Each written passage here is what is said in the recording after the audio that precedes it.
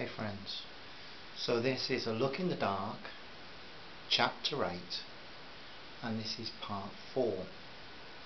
You remember Danny and Carol were posing as window cleaners so they'd get into Stanhursts' office on a Sunday when he wasn't there, but they were concerned that the cafe owner was going to catch on to the fact that it only takes a few minutes to clean the windows and they were going to be there a long time.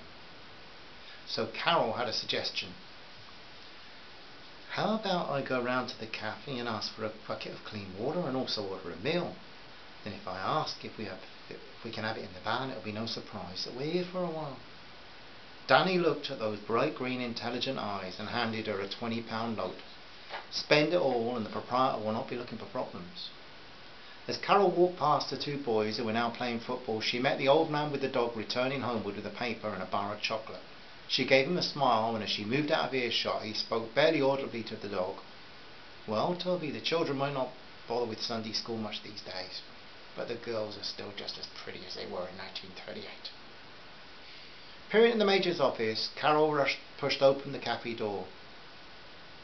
The owner looked decidedly Greek and lifted his head up from his oven and grills. Noticing the sign advertising mega breakfasts, she ordered 2 of these and 2 teas. You must be hungry, Petal. Carol noted how beautiful English could sound when rolling from a Greek tongue. She explained that window cleaners start early in the morning. You clean the windows, ah?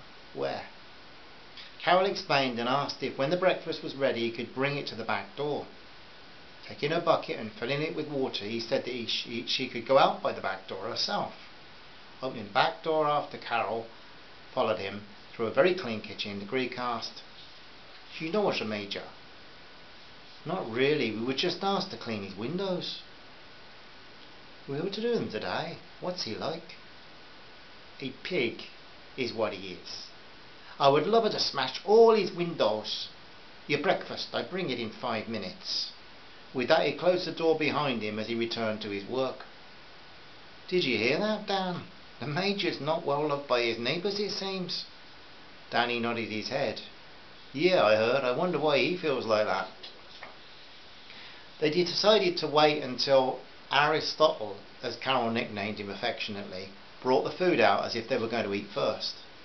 Carol busied herself getting squeegees and scrimcloths for them both.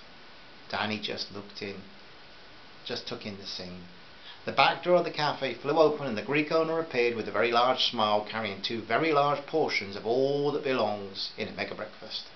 He also had Danny's £20 note in his hand. Handing them a plate each, he smiled and said to Danny, "We do the deal, yes?" "What kind of deal?" "You eat my breakfast and then you finish here. After this you come onto the front of my place and clean my windows. Then I bring you in, give you the pot of coffee, so I charge you not so much for the breakfast and you charge me not so much for the window cleaned. Then we talk, yes?" That could be awkward, Danny thought. It was a bit like the time that he and his mate Nick had truanted from school and Harlech Television were interviewing people in the street around for him about the prospect of Lord Bath having lions in the new safari park at his Longley estate. His mate could not resist the stardom of getting on the television, and when the interview was shown on regional news that night, both parents and teachers reached conclusions that meant a lot of trouble for the 2 teenage boys.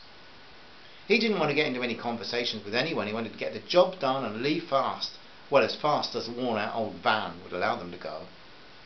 But reluctantly he said, "OK, it's a deal." He took the £20 note that the white-attired, middle-aged, dark-haired, light-brown-skinned cook offered him.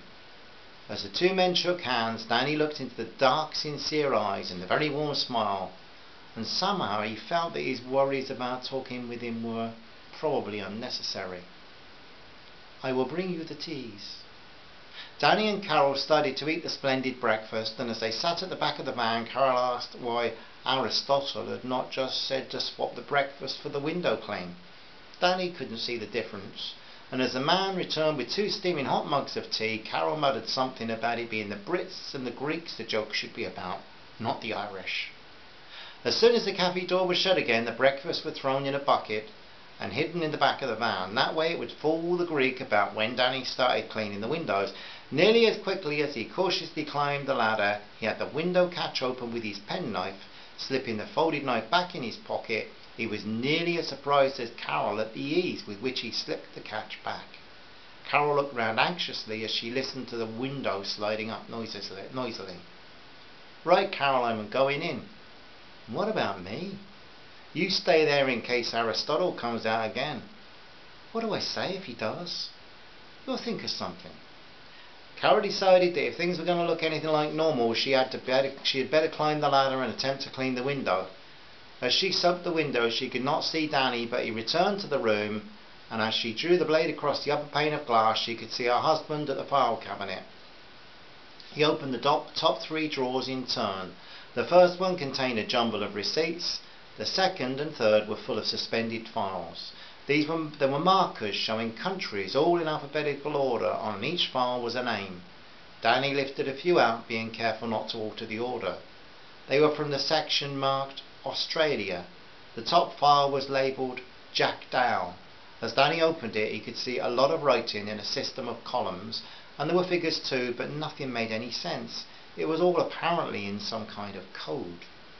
Sheer adrenaline was firing through Danny Green now. Whatever these files were all about, it was a worldwide matter. It sure wasn't about books, of that he was certain. He felt as if he'd before him the evidence to have Major Stanhursts locked up in a British jail, but also if it was handled properly, this record collection could lead to raids, arrests and trials across the continents, leaving the beloved birds safer. Danny was perplexed though. He looked at his watch. It was much nearer to 10 than 9 o'clock. How could he gather any of this information without stealing in it? And if he did that, the whole operation would be blown apart when Stanhurst came to his office on Monday morning and the records were missing. While Carol cleaned the second pane of glass in the window, Danny tried the bottom drawer. It was locked, and Danny knew there was no way he could open it without leaving it obvious that it had been damaged. As Carol wiped out the streaky mess she'd left behind on the windows, which would have caused Don Blake to sigh in despair, Danny signalled that he wanted to open the window. Sliding up the window, he was relieved to see that with the factory where it was, the office was hardly visible from the houses outside the factory yard. As quickly as he could, he outlined to Carol that he had a problem. After listening, Carol smiled. "No problem, Danny boy. There's a photocopier in the office downstairs. Let me add it and I'll soon get us take-away copies." "What if Stanhurst comes? It'll take at least an hour, maybe 2. "If that happens, Dan, it will be like you said. I'll think of something.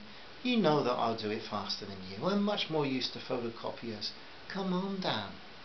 Carol was raising her voice. "We came here for evidence. We either go home empty-handed, take the originals, or take the time to get copies and leave our folk thinking all is normal. What's best? We've really only got one choice, risk or not." Carol was entering the office through the window as Danny said with deep concern in his voice, "I don't like this, Carol." "Look, stop worrying about me. If he comes, I'll get out the window, and if he comes in the window, I'll get out the front. Trust your wily girl to do something big and useful. Go clean Aristotle's windows and keep him from getting too curious." The reluctant look on a man's face as he climbed through the window caused Carol to be determined to be confident. But then she saw the picture of the barn owl with the mouse. She remembered Stanhurst, his cool look, the ruthless things he'd been involved in, and she shuddered. However, she was in this building to strike a blow for a free ecology, and fear was not going to prevent her from doing as she had insisted she would. Giving the Norman soldier in the picture on the other wall a wink, she took the bundles of files for Europe and she went out of the door and down the stairs to the office or reception area below. Turning on the photocopier to get it warmed up, she felt the pangs of nerves returning. She really didn't know how she would react if Stanhurst appeared. The thought truly terrified her. Pushing her hair back from her eyes, she lifted the first page of coded records and put it on the photocopy machine. She was trying to remember those words from Lady Macbeth about screwing your courage to the sticking plate and we're not foul. Her thoughts on this were interrupted by the realization that if she was not caught in the act by a friendly cop, or worse still by their enemy himself, by the time she'd run up and down stairs, carefully copied all the records in turn, and then replaced them as she found them, there would be a terrific hole in the supply of photocopy paper at the bookbinding office. Maybe the ink as well. Not much you can do about that, Carol, lass. she muttered, and continued to feed the records in and get the very good copies out. Although the code made all the information impossible to understand, she was delighted that the takeaway version of the records was as clear as the originals. At least trying to break the code would be easier for that.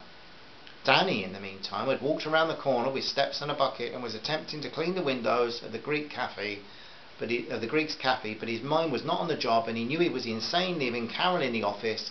If anyone was going to go across Cheddar Gorge on a tightrope, it should be him, or at least he should be with her. Yet they had to think about speed, and she was much better at getting the copying done, and someone had to deal with the inquisitiveness of the cafe owner. It was teamwork. The door opened and a customer, then he knocked Danny off the borrowed steps. The proprietor followed the customer out, and he shouted to the would-be window cleaner, "Come in and I give you coffee." There was not one customer in the cafe now, and Danny commented on that. "Not too busy, are you?" "It's only 10:15. Early, but at the lunchtime this place will be packed. My breakfasts are good, you know, but they do not get people out of their beds. Sit down, I want to talk." Danny was very anxious. Why did the Greek want to talk? What about? And what about Carol? Was she safe? The owner of the empty cafe placed 2 steaming mugs of coffee on the table, smoothed down his white apron and sat opposite Danny. He looked very seriously into Danny Green's worried face. And after a few seconds of studying the young man's expression, he spoke. The words were slow, gentle, and searchingly said, "Listen, I know you are not just cleaning the windows, right? You're not fooling me, okay? So why did I not phone the cops or the major, eh?" Danny Green stood up. He was in a panic. If there was any doubt about him being there for some other reason, well, he dispelled it now. The Greek knew he was right. All Danny could think of was Carol in that building. "Sit down. Relax.